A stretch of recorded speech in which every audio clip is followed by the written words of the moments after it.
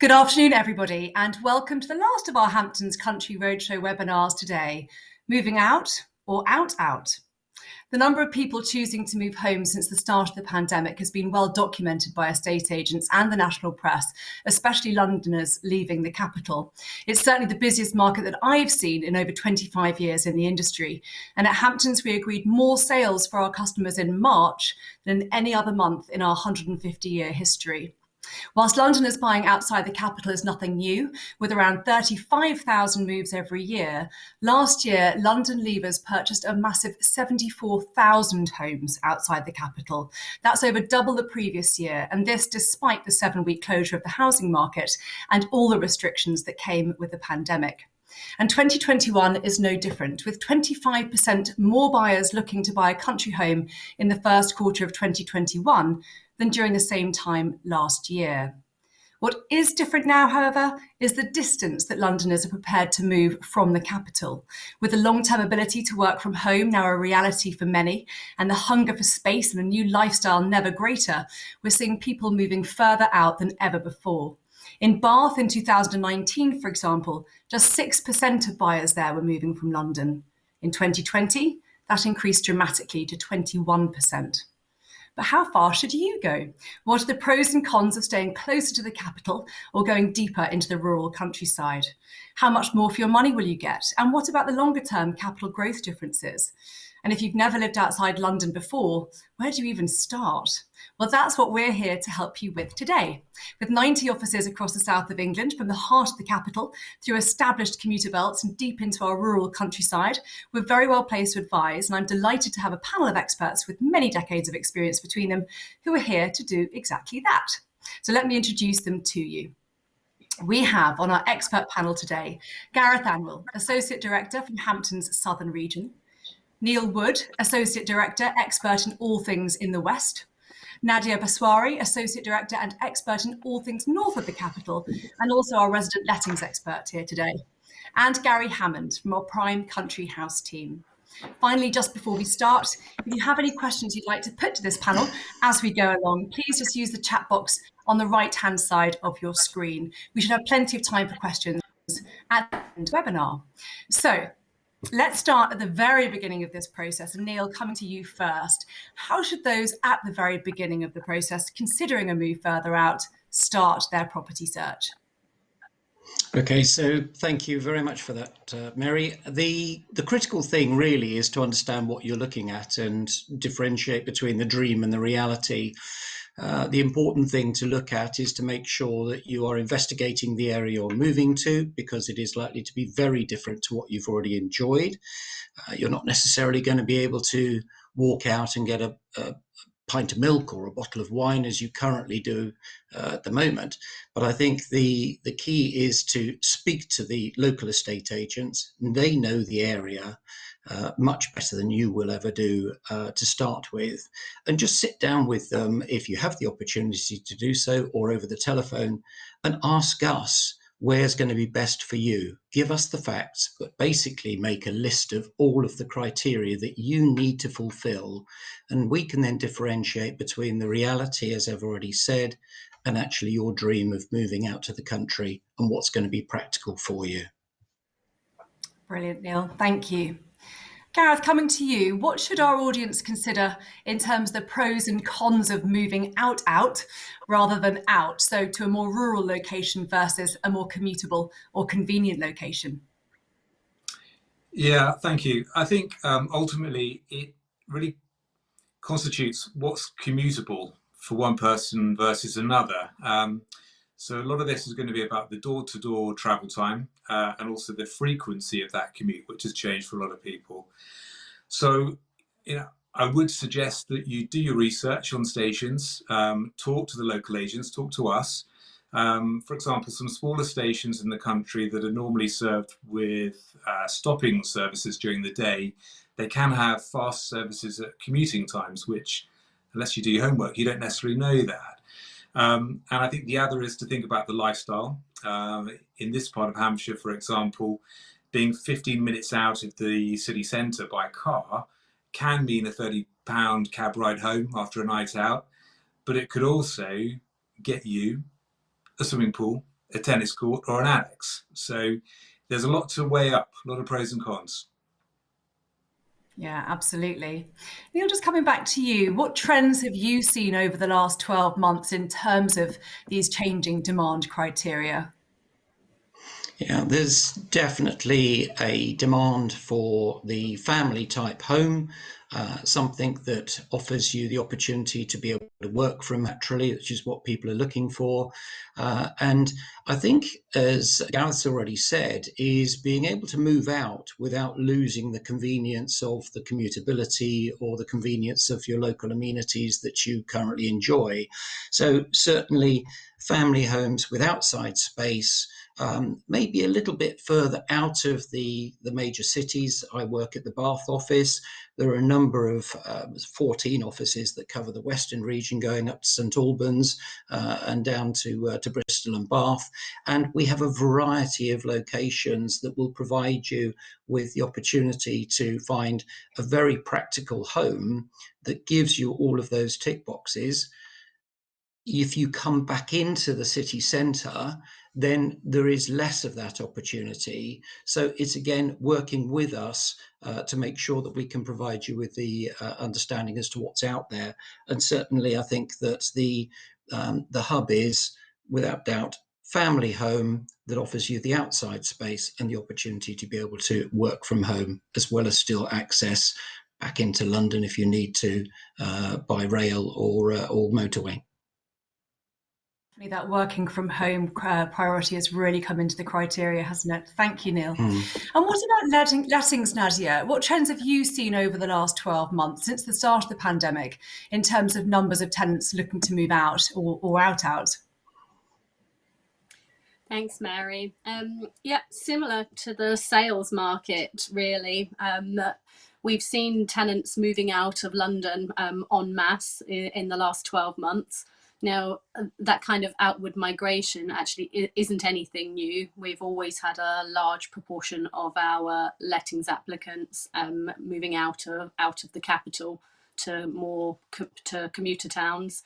But what is different actually is the increase in the number of people that are willing to look that bit further afield. And that is driven by the pandemic and less of a need to be close to a station, close to good road links. So that is definitely something new that we've seen in lettings over the last 12 months. Okay. And why are some people looking to rent now rather than buy? Because that's definitely a new trend that we've seen too. So why are they looking to rent rather than buy? Because renting is just a fantastic option for a lot of people.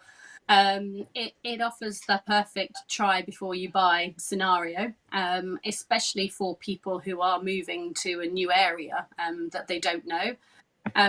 So there's a more flexibility when you're renting, obviously, than when you're buying somewhere. So that is a real bonus. And in terms of vendors, such a large number of sales gone through. A number of these vendors are taking the chance to move into rented accommodation just for that bit of breathing space whilst they look for their next property. Puts them in a great proceedable position for when they find something that they do want to buy, rather than forcing them into buying whatever is available at the time. Yeah, absolutely. And have you seen a change in terms of the distance that people are prepared to move at the moment? Yes, absolutely. We have that, as I said, that need to be close to stations, road links, that has somewhat declined now, and so people are prepared to move further afield, and they will get more value for their money in most instances when they do that. I mean, historically, a lot of moves have been driven by proximity to schools as well. Now, that hasn't changed and won't change, but for searches that aren't based on schools, then there definitely is more flexibility, more options open to people now that they can work from home and are working from home. And what about the requirements of tenants looking to move out of London, have you seen a change in their requirements and what their expectations are and hopes are for the properties that they're renting? Yes, definitely. The biggest or the most common requirement previously when people were moving was to be either close to a good school or close to the station. That need has gone for a lot of people, and the desire to be close to the station has now been replaced with a desire to have space to work from home instead. So a home office or a study or just an extra room in the house where people can work from home. So more inside space as well as more outside space. Okay, brilliant. Thank you, Nadia. So our home movers now decided why, where, and how they want to move and what they want to move to. But next they hit another hurdle moving in the current market, and that is supply. Many people have been feeling cautious about opening their doors to strangers and going onto the market, even since the government allowed the property market to reopen. And in particular, those aged over 60 and understandably because they're more vulnerable to the pandemic. But it's this demographic that are most likely to own the country houses that are in such high demand at the moment, meaning we have the double-edged sword, a lower than ever supply of new properties coming onto the market, combined with our highest ever demand. This lack of new instructions coming to the market has meant a record 1 in 3 buyers are finding themselves competing with more than 2 other buyers, and a record 32% of homes are currently selling above their asking price. A lack of homes on the market also means a record 1 in 7 homes sold in the UK this year have been sold before even being listed on a portal. And for these, a sale was agreed after an average of just 4 days. And this is across the UK as a whole. These percentages are much higher in the country house market in the south of England. In just under half of cases, 45%, that non-portal listed property was bought by the first person that went through the door at an average of 101% of the asking price, with many buyers willing to pay a premium to ensure the property isn't seen by others. And I'm sure there are some people watching today who have found themselves in exactly this situation recently. So experts, back to you for your top tips for these people trying to secure a new home against such stiff competition. Gary, coming to you, what can a buyer or tenant do, or a buyer do rather, for you to help themselves secure a property in the current market? Yeah, good question, Mary. I think we've seen the highest level in 4 years, and 74,000 homes were sold last year. So I think with the stamp duty and sort of COVID, we've just seen a huge demand coming out into the country. So I think from a buyer's point of view, they really want to do a bit of research, do their homework, make sure that perhaps they've spoken to a mortgage broker who will know of many different products that aren't available on the high street. And in essence, because there's some really good interest rates out there at the moment, they may well be able to borrow more than they think, and therefore perhaps stretch themselves to buying that better house with that extra room outside, sort of the extra parts like swimming pool, perhaps tennis court, all those things that everybody would love to have. So do your homework in terms of what you can finance. Also investigate a good solicitor. Certainly there are some very good solicitors who can move swiftly. There are some solicitors that can't. So in essence, what I'd always love to see is someone to almost create a CV, so that if they see the right house, as Mary said, and they need to put an offer forwards quickly, they can present themselves in the best light with a credible offer. Certainly, I think, in terms of moving forwards, it's good for us to understand what their requirements are. Sometimes with properties, that come in, we can sometimes get a one-off viewing, as Mary said. I mean, subject to us being compliant, we've had a number of situations recently where if we know exactly what a buyer is looking for and there's a property that we've seen, then we have actually been able to secure a property for the buyer. And about 25% of our stock actually is never online. It's not on Rightmove. So the ultimate is get a buyer to talk to us, and then we can understand what it is they're looking for, and potentially we can bring that sale together for them. Brilliant. Thanks, Gary. And Nadia, what about a tenant? What can they do to help themselves secure a property in such a busy market? Well, Mary, the demand is just fierce at the moment for rental properties. We are registering on average 7.2 applicants for every property that we take on the market. And that figure, it can be at least double in some of the more popular towns, commuter towns. So on top of that, stock levels are down about 43% on 2019. So that's the double-edged sword that you mentioned earlier. There's a real disparity there between supply and demand. So it just is the access restrictions that we have at the moment due to the pandemic.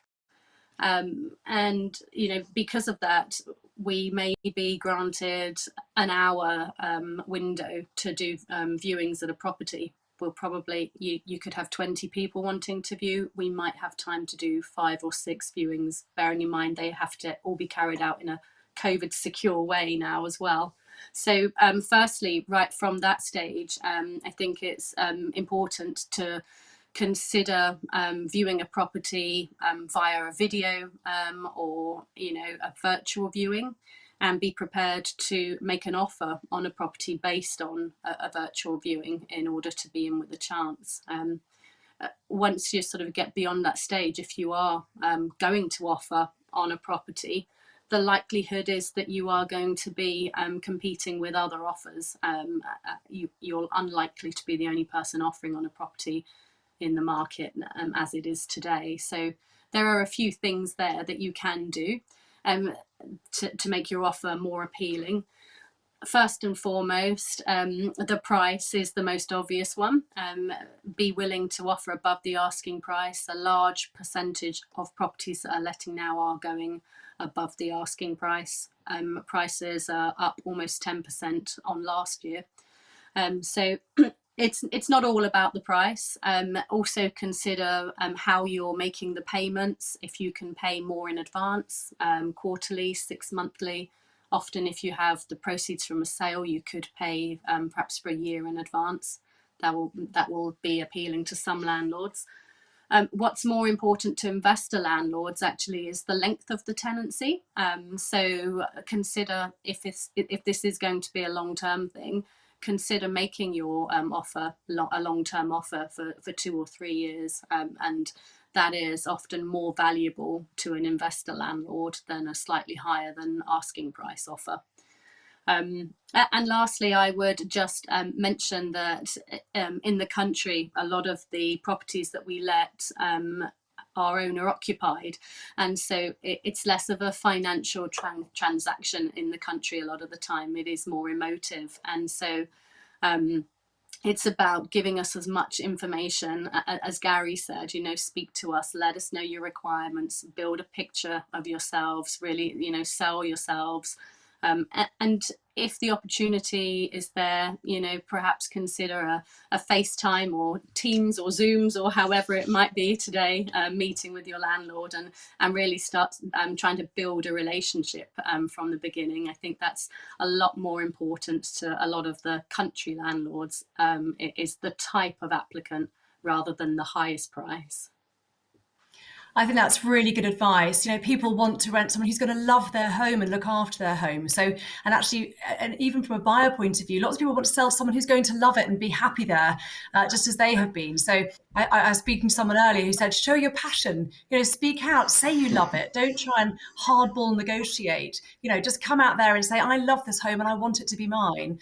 And getting that across, as you say, Nadia, you know, if you have the opportunity to do so, either in person or through your agent is definitely the right right way, rather than a sort of stony face negotiation, which won't capture that emotive side. Thank you, that's great advice. But what about the sellers and the landlords? So just thinking, we're talking very much about those who are looking to buy or rent out in the country.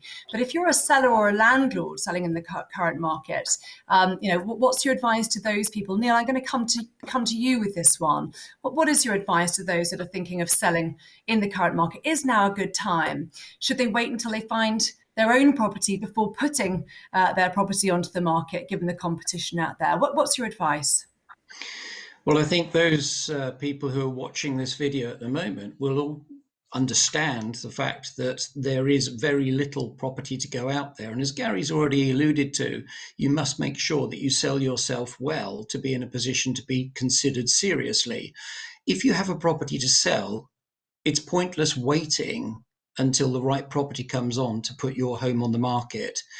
We as a company don't work for you, we work with you. And we will work with you to find a buyer who will wait for you to secure your next purchase. That then empowers you to be able to go on and secure the purchase you want. Bearing in mind, we're receiving an offer for every 6 viewings we undertake. You and Gary have already identified that 20-25% of our sales are off market. They don't see the internet. So if you're sitting back waiting for the internet to flag up an alert to say that we've got a property come onto the market for you, there's every chance you've lost out, either to a cash buyer who is not dependent upon selling their own home, or somebody who's already on the market, whose sale is being managed by us or another agent whilst they actually secure their next purchase. So if you do wait until you found the right property to go to before you put your own property on the market, there's every chance you will lose out. You'll be disappointed. You'll have the rug pulled out from underneath you. I think the critical thing really is that making sure that you are ready, you're poised, and as I've already said in this discussion, make sure that you've spoken to us early enough so that we've got your details and we can point you in the right direction. Brilliant. Thanks, Neil. Great advice. And Nadia, any additional advice for landlords going onto the market at this time? Historically, it's been quite a seasonal market, lettings, but with the demand as it is and the low supply, actually there's never been a better time to let your property, whether it is coming to the market now or in 3, 4, 5 months time. We always used to see actually the busiest time for family homes was in the summer months, when families children are on school holidays. People tend to move their families in July and August. But now we have seen that demand all through the year since the beginning of the year, and with the lack of supply, it looks set to continue with that demand all the way through the year. So the only time to avoid really is Christmas Day. Other than that, any time's a good time. That's great advice. Brilliant. Thank you. No letting on Christmas Day, audience. Okay, brilliant. So let's move on to how long this sort of frenzied market's going to last. Again, if you're thinking of moving out or out, you need to know really what's going to go on in the market in the near and distant future as well. So Gareth, coming to you, how long do you think this outward migration trend and the trend to move further out of the capital than ever before will last? Yeah, thank you. It's an interesting one. I think as people have always moved out, and I think they always will, but what we've experienced over the last year or so is a bunching effect where a lot of people have had the motivation, they've had the means, and they all want to get on and move at the same time. And I think that's been the challenge. So just in my office, for example, at the moment, we've got 30 buyers for every house that we have on our books. So I think it's going to take a while before we see any major changes in the market. I think it's set on this course for a while yet, to be honest. Great, thanks. So there's no point sort of holding back and waiting, crack on if you're thinking of doing it. That's my view. Gary, coming to you, Gary, have you had any experience of clients moving out and then realising it's not the right move for them after all? Yes, buyers sometimes don't realise just how much work having a larger property, larger gardens will involve and take. So I think, yes, they sometimes are a little bit hesitant, but I think, ultimately, it's from them. They just find it absolutely refreshing coming out into the countryside, and enjoy working from home. I mean, let's face it. Since we've had Zoom and Teams, has been mentioned before, um, people are actually finding that I don't need to be in town all the time. You can actually enjoy the benefits and the fresh air of being out in the countryside. I mean, the community is excellent out here. You get to know your neighbours, you get to know the schools and friends. So many groups and people just enjoy that exercise. I mean, that's fantastic. So, that's what it's all been about. But certainly, I've had one or two instances where people have come out of London and they've not slept for the first couple of nights just because it's been so quiet. But it is really, really enjoying, and many people love it. I mean, certainly we've had one property actually more recently where people moved out of London into the Chilterns 18 months ago, and then actually they've now decided that since COVID they want to move even further out, so they've moved again, and we've sold their property within 18 months so that they've been able to move out into the Cotswolds. So I think sort of certainly many buyers want to come out, but saying that, we've seen a surprising number of buyers that are actually retaining their London property. So certainly they're renting the property out in London, taking advantage of that market, and then buying out in the country because of the excellent interest rates and the ability to buy here and sort of finance it that way, and probably hedging their bets so that at some stage then they may well go back into London into the future. But certainly, with the new normal, we've seen a lot of people coming out, but some people just hedging their bets in case they want to go back in the future.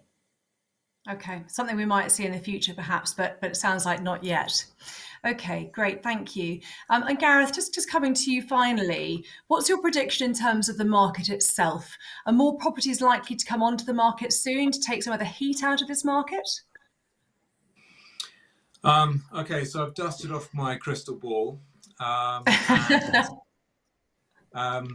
as I said before, I think it is going to take a little while before the current demand has been met. And I think the key to it, as we also touched on earlier, it's the downsizers. And I think there is going to be more activity from those people looking to downsize in the second half of the year. But the challenge for those clients, it's, well, where do they go?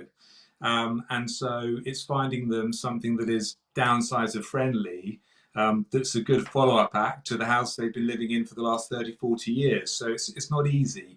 And I think, that in itself will constrain the supply to a degree, but I think it will probably balance things out a little more than we're currently seeing. Okay, great, thank you. And thanks to all of you for all the insight that you've just given to our audience. We're going to go to questions now. So if you do have questions, as I said at the beginning, please do add those to the chat box on the right-hand side of your screen. We did have some questions submitted actually even before we'd started today, so I'm going to go to those first. And the first one, Neil, I'm going to send this in your direction. What are the three main watch outs when searching for a house in the rural countryside? This person has lived and bought property in London for 45 years. So what are the three main watch outs if they're now looking for a house in rural countryside? Okay, well, without wishing to steal anybody's thunder, it's location. What is idyllic in the summer months with the cricket being played on the local village green and the pub adjacent and having a drink after the match and sitting and enjoying the birds twittering in the trees will be a complete contrast come the winter months when you're contending getting down a country lane that's covered in mud and tractor debris and so forth that's lying there. So you've got to look at the practicality as to where you're going to be going to. What you've been used to in the past, as I've said earlier, is not necessarily going to be available to you. So again, by speaking to your agent, you'll be able to identify how convenient it is to be able to move your entire life into the country. And Gary's mentioned making sure that you get used to the fact that it will be different. And again, just make sure that you're dividing the reality with the dream, so that you're not catching yourself out and making an expensive mistake. Great, thank you, Neil. This next question, Gary, I'm coming to you with this one, Mr. Commuter King. Looking for locations commutable into London in under 1 hour.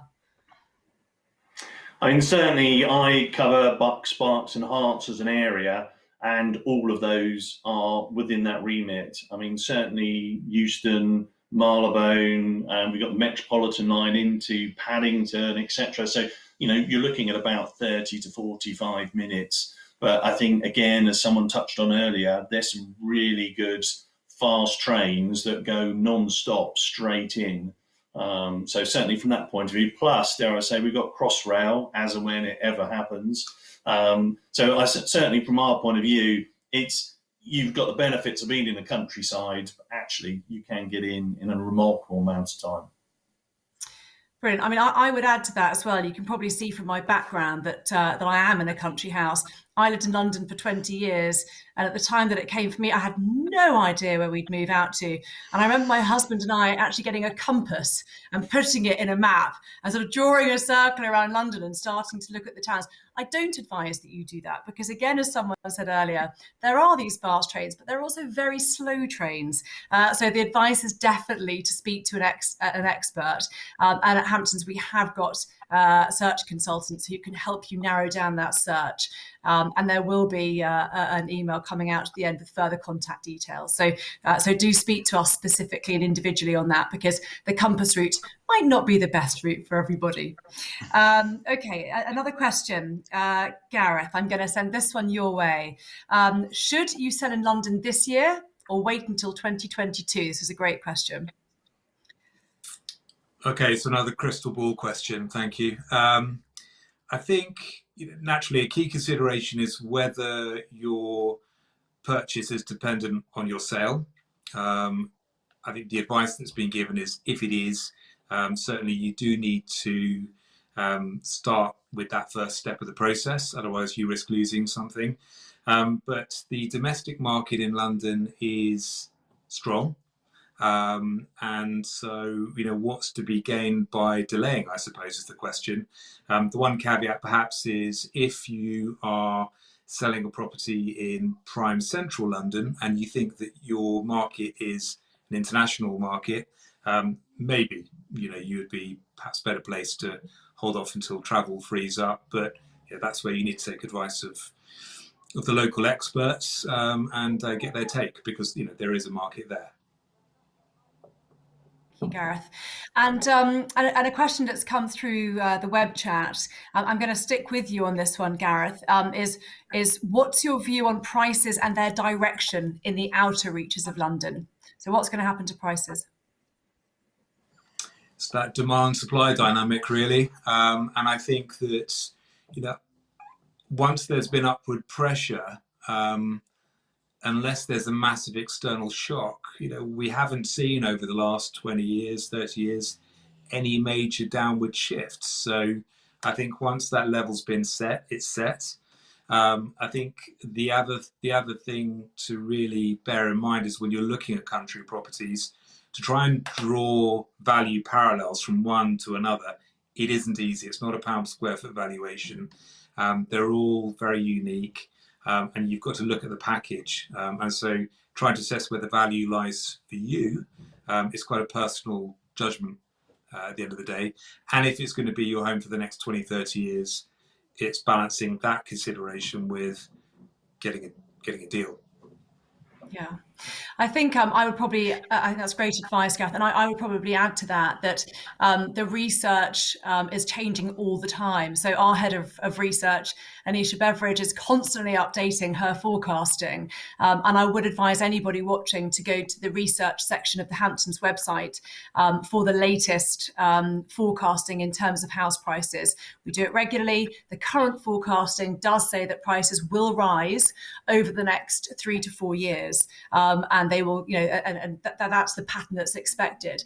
It is, updated regularly, but that's the sort of general overview forecast of prices in London and the south of England. So, but for more detail in terms of specific areas and specific price bands, do go to the research area of the website, and you'll be able to get much more information there. Okay, that's great. That's the last of the questions that's come through that I've got here. So that's it. That brings us to the end of the webinar. I hope you've enjoyed the session and it's given you some valuable insight into whether to move out or out. If you've any further questions or want to speak to a Hamptons expert in more detail, as I've said, please do get in touch. Our contact details will be shared with you after the session, or alternatively, again, go to the Roadshow pages of the Hamptons website. So all that remains is for me to thank our fantastic panel of experts. Thank you all very much indeed for joining us this afternoon. And to you, our audience, thank you for joining us at the Hamptons Virtual Country Roadshow today. Thank you all and goodbye.